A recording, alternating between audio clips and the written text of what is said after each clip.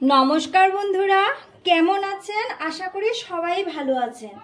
আর Das family ব্লগসে নতুন আরেকটা ভিডিওতে আপনাদের সবাইকে স্বাগত। তো আজকে আমার রেসিপি হলো ছানার মিষ্টি। তো ছানার মিষ্টি বানানোর জন্য আমি এখানে এই যে ভিনিগার দিয়ে ছানা বানিয়ে নিয়েছি। আমি ছানা ফাটানোটা দেখাইনি, কারণ ছানা ফাটানোটা সবাই পারে, তাই জন্য আমি ছানা ফাটিয়ে সময়টা নষ্ট করলাম না। তো এখানে এই যে ভালো করে ছানাকে ফাটিয়ে ভালো করে জল শুকিয়ে নিয়ে নিয়েছি। এবার ছানাগুলোকে আমি এইভাবে হাতের সাহায্যে এই যে হাতের যেরকম তালু দিয়ে ভালো করে মেখে নেব। তো চলুন আমি ভালো করে মেখে নিই। আর ছানাটা মনে রাখবেন, যত ভালো করে মাখা হবে তত মিষ্টিটা ভালো হবে।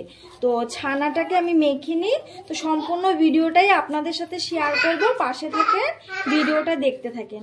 আর পিছের থেকে আমার ছোট বাচ্চা আছে, তো বাচ্চা চিৎকার করছে, কিছু মনে করবেন না, ভুল হলে মার্জনা করে দেবেন। তো খুব ভালো করে ছানাটাকে মেখে নিলাম। এবার এই যে এই চামচের 2 চামচের মতো আমি ময়দা দিয়ে দেব। পুরো 2 চামচ ভর্তি দিইনি, আগের চামচটা আমি ভর্তি দিয়েছি আর এই চামচটা আমি আধা দিয়েছি। তো চামচ দিয়ে দিলাম 2 চামচের মতো। তারপর দিয়ে দেব 1 প্যাকেটের মতো গুঁড়ো দুধ। তো গুঁড়ো দুধটাও আমার দেওয়া হয়ে গেছে। এগুলো সবগুলো উপকরণকে এখন খুব ভালো করে মাখিয়ে নিতে হবে, খুব ভালো করে মাখাতে হবে। জল টল বা দুধ টুধ এক্সট্রা আমি কিছু দেব না, এই ছানাটা দিয়েই মেখে নেব। তো আমি বারবার বলছি, ছানাটাকে যত ভালো করে ময়দা আর দুধের সাথে, পাউডার দুধের সাথে মিশানো যাবে, মাখা হবে, ততই কিন্তু মিষ্টিটা ভালো হবে আর বানানোর সময় ফেটে যাবে না। তো এরকমভাবে আটা যেভাবে আমরা চটকাই সেইভাবেই মেখে নেব। তো চলুন আমি মেখে নিই। তো এই যে দেখতে পাচ্ছেন আমি পুরো ভালো করে মেখে নিয়েছি, আর কোনো মিশে নেই, একদম অল্প হয়ে গেছে। এবার কিছুক্ষণ ঢাকা দিয়ে আমি রেস্টে রেখে দেব। তারপরে এটা ঢাকা থাক, আমি বাকি প্রসেসগুলো সেরে নিই।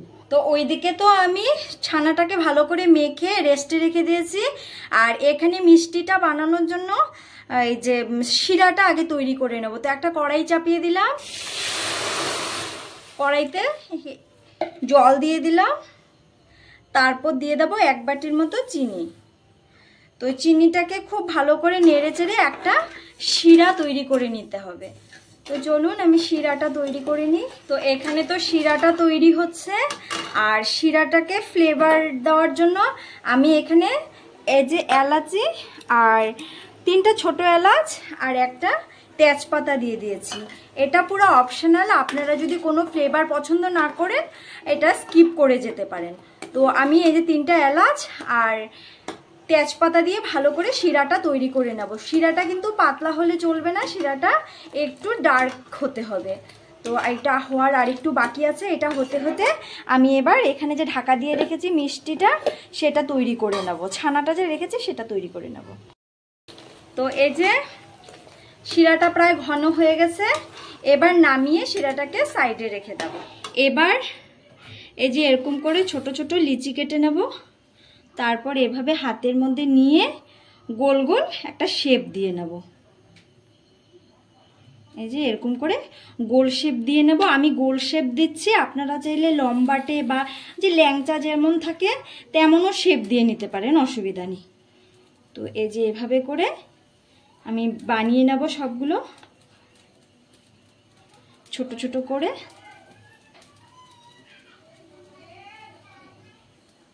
তো 3টা বানিয়ে আপনাদেরকে দেখালাম, বাদ বাকিগুলো আমি বানিয়ে নিই, তারপর আবার শেয়ার করছি আপনাদের। তো এই যে দেখতে পাচ্ছেন বেশ আমার অনেকগুলো মিষ্টি তৈরি হয়ে গেছে। এখন এগুলোকে আমি ভেজে নেব। তো এখানে একটা কড়াই চাপিয়ে দিয়েছি, কড়াইতে একটু সাদা তেল দিয়ে দিয়েছি। তেলটাকে ভালো করে গরম করে নেব। দেখতে পাচ্ছেন তেলটা খুব ভালো করে গরম হয়ে গেছে, উপর দিয়ে ধোঁয়া উঠছে। এখন গ্যাসের ফ্লেমটাকে পুরো কমিয়ে দেব। কমিয়ে দিয়ে একটা একটা করে এইভাবে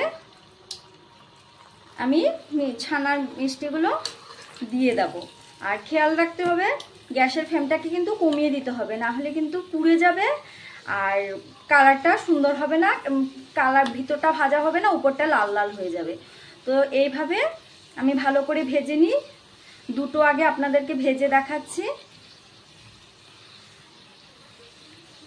তো পুরো ভাজা হয়ে গেলে আমি তুলে নেব।